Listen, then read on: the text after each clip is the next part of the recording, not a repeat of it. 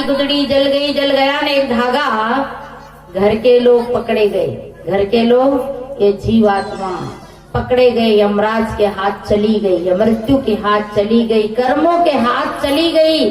और घर के लोग पकड़े गए, घर खिड़की खिड़की भागा। ये घर 5 तत्वों का जो शरीर है 5 तत्व में मिल गया और ये जीवात्मा अपने कर्म को लेकर चला गया। इसलिए साहिब की वाणियां बड़ी विचित्र है, इन वाणियों को समझना बड़ी कठिन की बात है। साहिब कहते हैं 5 तत्व का पुतला मानुष दरिया नाम, एक कला के बीच रे बिकल होत सब ठाम। ये 5 तत्वों का जो हमारा शरीर है और इसमें एक विशेष कला है। एक विशेष कला क्या है? विवेक कला है और जीव की कला है। शरीर में जीव है इसलिए ये शरीर चलता है, और जीव निकल जाए तो ये शरीर चलता नहीं, ये मिट्टी हो जाता है, मुर्दा हो जाता है। इसलिए कहते हैं कि 5 तत्व का पुतला मानुष दरिया नाम। जितनी भी चीजों का नाम किसने धरा? मनुष्य ने धरा। मनुष्य से तो ये माइक चल रहा, मनुष्य से तो ये फोन चल रहा, मनुष्य से तो सारी वस्तु का आविष्कार, ये मनुष्य ने ही सारी चीजों का निर्माण किया है। 4 तत्व को लेकर मनुष्य सारी वस्तु का निर्माण करता है और मनुष्य अपने को नाम देता है। नाम रखने वाला मनुष्य है। तो ये सारा आविष्कार मनुष्य ने किया है। तो मैं आप लोगों को 5 बातें बताने जा रही हूँ, ध्यान से सुनना। पहले तो ये बताओ कि मेरे साथ स्वर्ग कौन कौन चल रहे हैं? स्वर्ग चलने के लिए ऊंचा हाथ कर दो तो बताओ, नहीं तो नहीं बताओ। मतलब कोई नहीं चलते हो तो मैं क्यों बताऊं? चलना है, कम से कम एक आध तो साथी बन जाओ ताकि मुझे वहां डर नहीं लगेगा। बताओ, कोई चलने को तैयार नहीं है। परंतु देखिए, बहुत ध्यान से सुनना और सुन के इससे सुनकर इधर नहीं निकालना। ये 5 बातें हैं, ध्यान देना। जिन्हें अपने जीवन को स्वर्ग बनाना है, स्वर्ग में जीना है। स्वर्ग का मतलब सुख, शांति, प्रेम, आनंद। और नरक का मतलब दुख, पीड़ाएं, कलह, कलेश, राग, द्वेष, लड़ाई और झगड़े, तनाव, ये ही नरक है। और ये मानव जीवन में ये तीनों ही प्राप्त होते हैं। उसी को बाबा ने मानस में लिखा है। स्वर्ग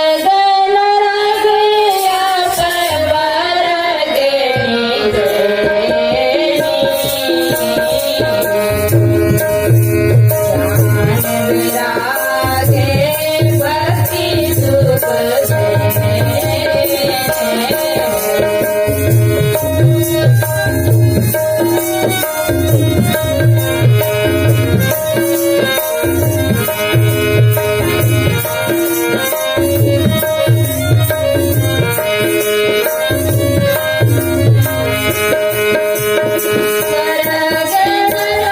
विरागे भक्ति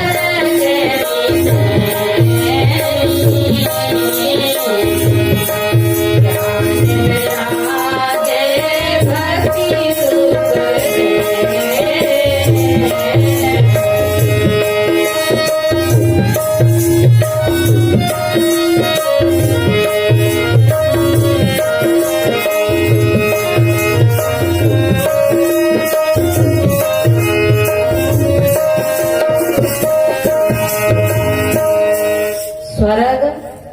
नरक अपवर्ग निसेनी ज्ञान वैराग भक्ति सुख देनी। माने इस जीवन में हम क्या क्या प्राप्त कर सकते हैं? स्वर्ग, नरक, अपवर्ग यानी मोक्ष। ये तीनों ही इस मानव जीवन में प्राप्त कर सकते हैं। तो पहले हम स्वर्ग की बातें सुने। जिसको अपने घर को, अपने जीवन को स्वर्ग में ही बनाना है तो 5 बातें हैं। अच्छे हो कर्म। क्या हो? अच्छे हो कर्म, मन में ना हो भरम, आंखों में हो शरम, नहीं करना है। अच्छे हो कर्म, मन में ना हो भरम, आंखों में हो शरम, जीवान हो नरम और जेब हो, फिर कहीं स्वर्ग ढूंढने की जरूरत नहीं है। तो अच्छे हो कर्म। कर्म अच्छे कैसे हुए? क्योंकि कर्म गीता में, भागवत में 4 प्रकार के कर्म बताए। और कबीर साहब के तो कर्म, कबीर साहब ने तो हर जगह कर्म की बात करी। और संतों ने 3 प्रकार के कर्म बताए, क्रियामान, संचित और प्रारब्ध। तो क्रियामान कर्म अगर अच्छे होंगे, क्रियामान समझते हैं ना, अभी जो हम बैठे, ये कहाँ बैठे हैं? क्रियामान, वर्तमान में जो कर्म कर रहे हैं ये क्रियामान कर्म है। और आज का जो कर्म हम करे हैं वो क्रियामान है। वर्तमान में जो किए हैं, वो उपस्थित समय में जो किए हैं, तो वही संचित बनेगा और उसी का प्रारब्ध बनेगा। जैसे उदाहरण ले लें, खेत में आप लोगों ने बारिश में धान बोई, तो आपके खेत में क्या हुई? धान। अब धान बोने के लिए अभी आप रोपा जो तैयार करने के लिए बोरे में, आज मैंने देखा ना, बोरे में उसको अंकुरित करने के लिए पानी डाल रहे, खेत को तैयार कर रहे। ये सरल सी बातें हैं। और उसकी तैयारी कब से कर रहे हैं? वो फसल नहीं बोई, उसके पहले मस्तिष्क में है कि उस खेत में ये फसल बोएंगे, ऐसे बोएंगे, इससे अच्छी उपज होगी। अगर आप धान पसंद है तो आप धान की क्रिया कर रहे हैं, और अगर आप बाजरो पसंद हो, गेहूं पसंद हो, तो गेहूं की फसल बो।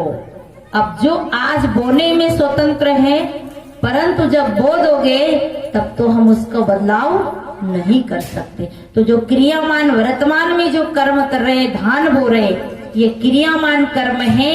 और वही बो रहे, नींद रहे, उसकी निंदाई कर रहे, उसमें दवा दे रहे, पानी दे रहे, और वो आ गई, उसे काट लिया और निकाल लिया, और निकाल के कोटी में रख दिया, बोरे में रख दिया। वो क्या हो गया?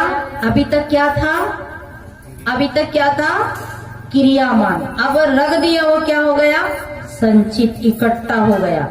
अब कोटी में से, बोरी में से निकालोगे तो क्या निकलेगी? तो संचित रखिए, संग्रह रखिए, वो धान निकलेगी, तिवरा निकलेगा, उड़द निकलेगी, मूंग निकलेगा। जो आपने वर्तमान में बोया है वही बोरी में से, वही कोटी में से निकलेगी। ये है 3 प्रकार के कर्म।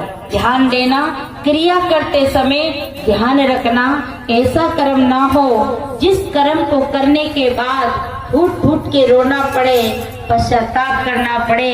फिर हम पश्चाताप करें, रोए, तो हमारा कर्म कोई सुनने वाला, हमारी पुकार कोई सुनने वाला नहीं है। याद रखना, किसी भगवान के भरोसे, किसी भवानी के भरोसे, किसी गुरु महाराज के भरोसे गलत कर्म मत करना कि हमारे कर्म को तो गुरुजी काट देगा। कोई ऐसा गुरु नहीं जन्मा जो आपके कर्म को काट देगा। हाँ, गुरु जन्मा है, कर्म की जो दिशा है, गलत रास्ता है, उससे हमें जरूर गुरु रोक सकते हैं, संत रोक सकते हैं, देवी देवता रोक सकते हैं। यानी जिनको हम देवी देवता, माता पिता, गुरु अतिथि, ये हमें बुरे कर्म से चेता सकते हैं, पर ये हमारे कर्म को काट नहीं सकते हैं।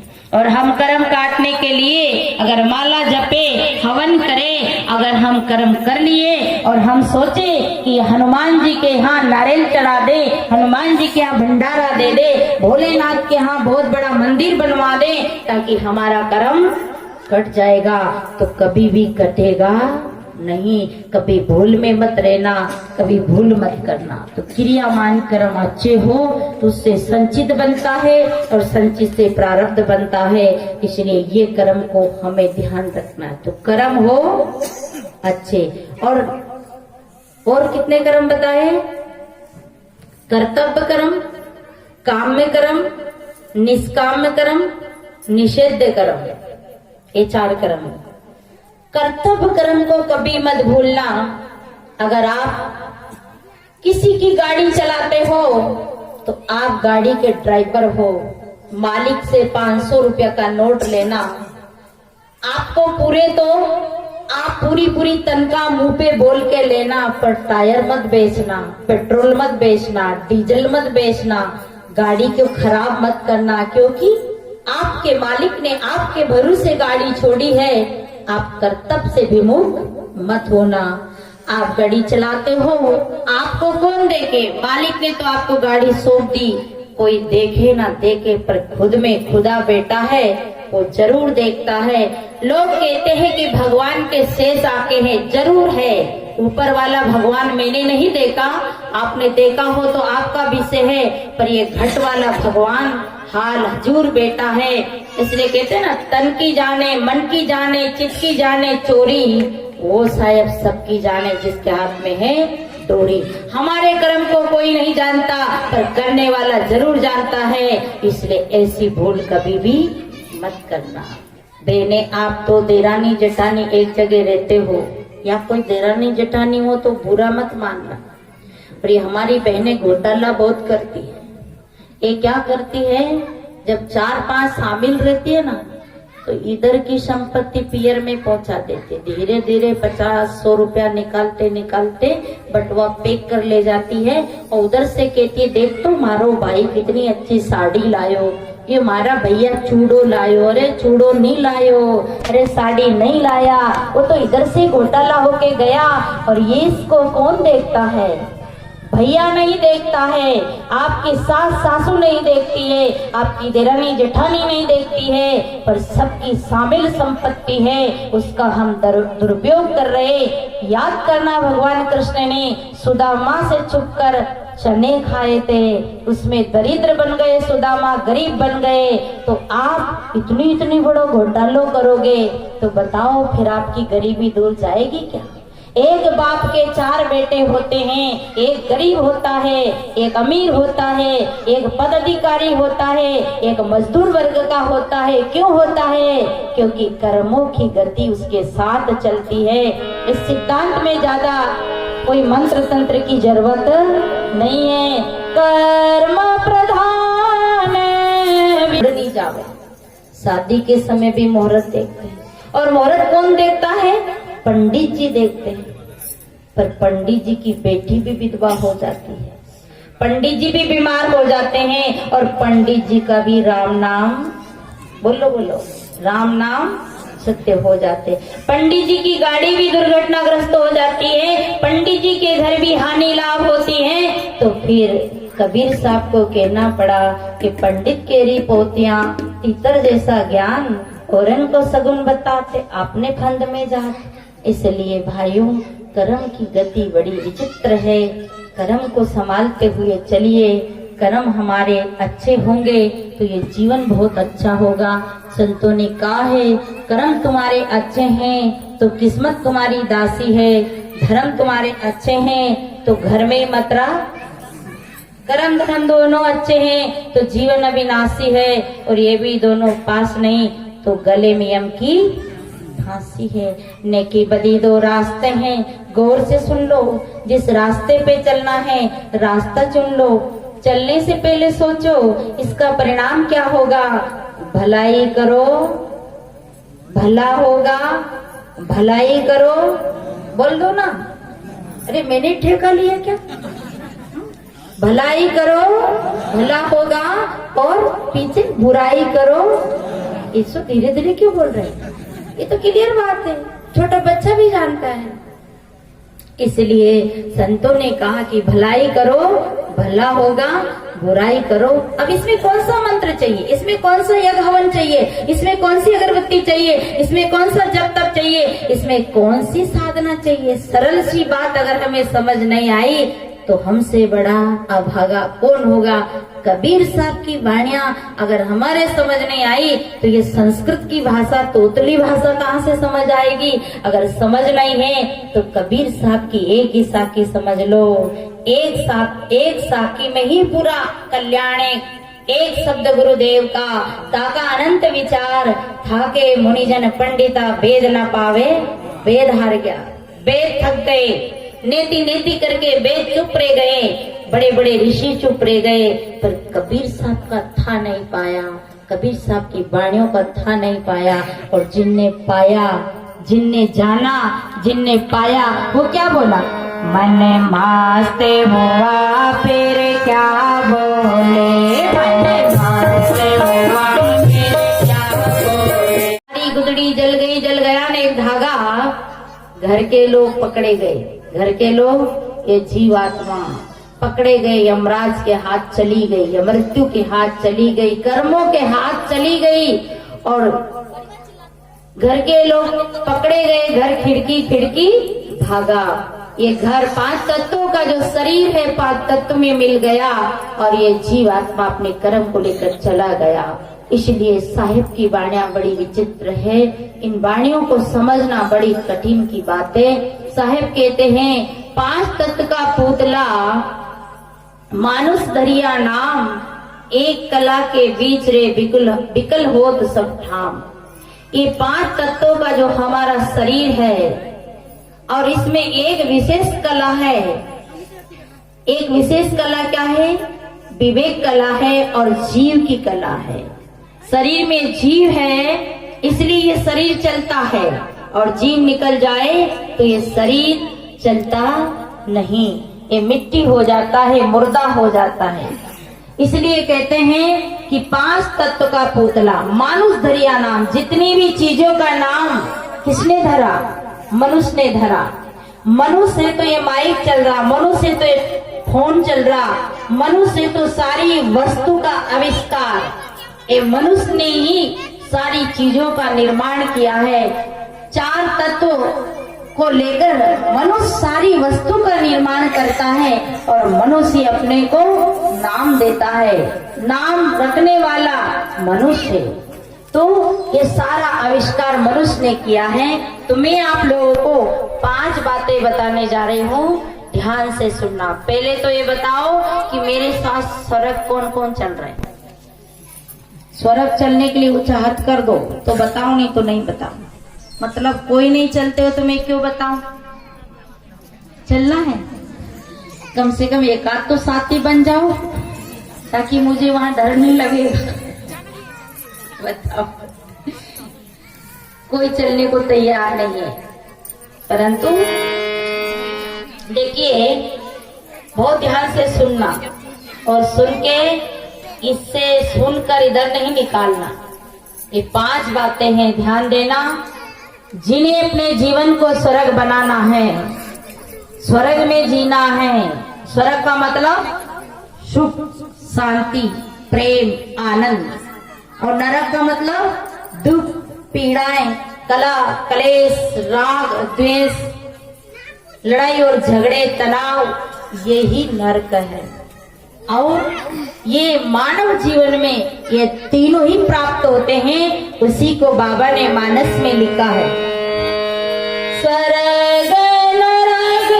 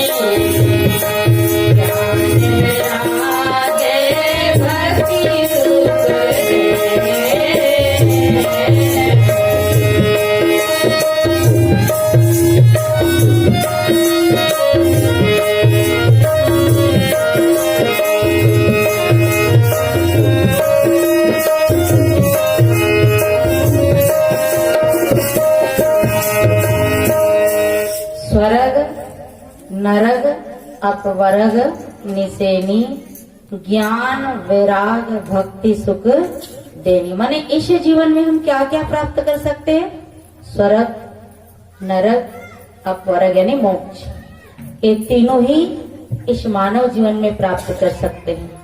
तो पहले हम स्वर्ग की बातें सुने।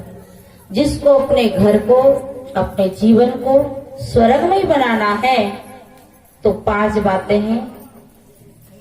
अच्छे हो कर्म, क्या हो? अच्छे हो कर्म, मन में ना हो भरम, आंखों में हो शर्म। कर्म नहीं करना है। अच्छे हो कर्म, मन में ना हो भरम, आंखों में हो शर्म, जीवान हो नरम और जेब हो।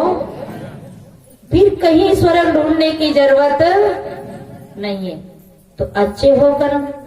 कर्म अच्छे कैसे हुए? क्योंकि कर्म गीता में, भागवत में 4 प्रकार के कर्म बताए। और कबीर साहब के तो कर्म, कबीर साहब ने तो हर जगह कर्म की बात करी। और संतों ने 3 प्रकार के कर्म बताए, क्रियामान, संचित और प्रारब्ध। तो क्रियामान कर्म अगर अच्छे होंगे, क्रियामान समझते हैं ना? अभी जो हम बैठे, कहाँ बैठे हैं? क्रियामान, वर्तमान में जो कर्म कर रहे हैं ये क्रियामान कर्म है। और आज का जो कर्म हम करे हैं वो क्रियामान है। वर्तमान में जो किए हैं, वो उपस्थित समय में जो किए हैं तो ये संचित बनेगा और उसी का प्रारब्ध बनेगा। जैसे उदाहरण ले लें, खेत में आप लोगों ने बारिश में धान बोई तो आपके खेत में क्या हुई? धान। अब धान बोने के लिए अभी आप रोपा जो तैयार करने के लिए बोरे में, आज मैंने देखा ना, बोरे में उसको अंकुरित करने के लिए पानी डाल रहे, खेत को तैयार कर रहे। ये सरल सी बातें हैं। और उसकी तैयारी कब से कर रहे हैं? वो फसल नहीं बोई, उसके पहले मस्तिष्क में है कि उस खेत में ये फसल बोएंगे, ऐसे बोएंगे, इससे अच्छी उपज होगी। अगर आप पे धान पसंद है तो आप धान की क्रिया कर रहे हैं। और अगर आप पे बाजरो पसंद हो, गेहूं पसंद हो तो गेहूं की फसल बो। अब जो आज बोने में स्वतंत्र है, परंतु जब बो दोगे तब तो हम उसको बदलाव नहीं कर सकते। तो जो क्रियामान वर्तमान में जो कर्म कर रहे, धान बो रहे, ये क्रियामान कर्म है।